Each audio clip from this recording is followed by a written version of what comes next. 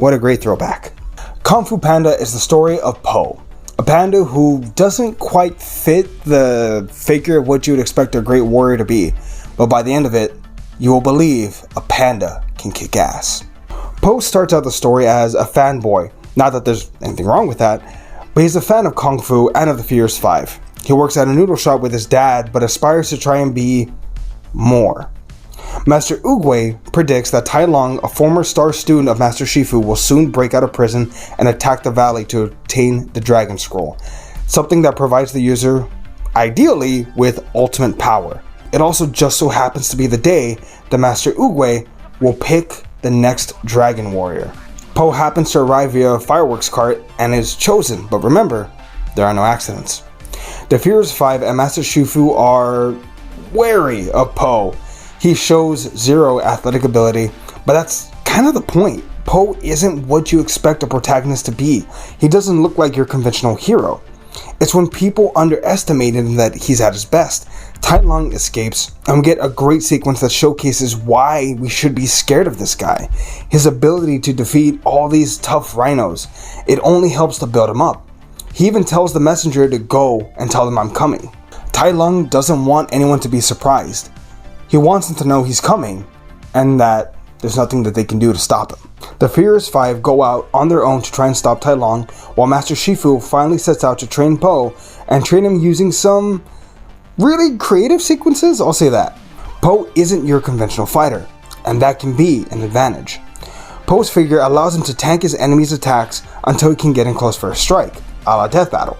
That's perfect to face a guy who just crippled the Furious 5 in a one-sided ass-kicking. Again, great job on building this unstoppable force. Po is finally given the Dragon Scroll, but then it's revealed to be blank, only a mirror. At first it seems as though it's nothing, but fittingly, it's Po's father that gives him clarity.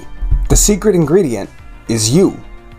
There is no secret sauce or secret ingredient, it's just you. If you believe that you are special, and if you believe that you are enough, then you are. We get what might be the emotional climax of the film when Shifu and Tai Lung battle. Tai Lung rightfully saying how Shifu created him, who filled my head with dreams, who made me train until my bones cracked.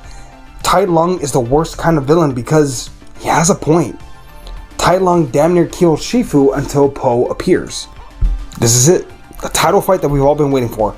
Po versus Tai Lung, and their battle is properly legendary. From a creative choreography to wicked animation to funny beats of kung fu, it all works until Tai Lung finally looks at the scroll and sees nothing.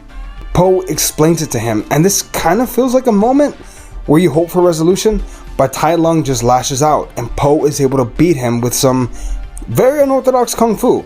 This movie ends on a high note with Po becoming the Dragon Warrior.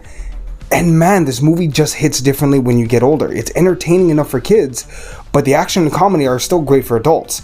The message isn't new, but it's delivered in such a heartfelt way. Also, real quick side note for me, this movie also holds a special place in my heart just because I remember when the first time I watched it, it was, I want to say 2007 or 2008. There was actually a hurricane happening where I live. I live in South Texas. The power had gone out, but we had a generator, but also I had something called a portable DVD player, right? It was like a little mini laptop almost.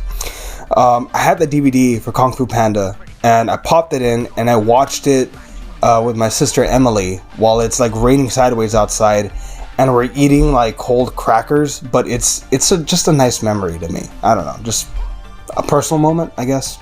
This movie is timeless, and it might end up being the movie that Jack Black is most remembered for. And if that's the case, it's not a bad thing. This movie's an A, but what did you think? I hope Kung Fu Panda 4 is just as good. Let me know if it is. We'll talk about it next week, and yeah, we'll catch you all next time. We'll see everybody.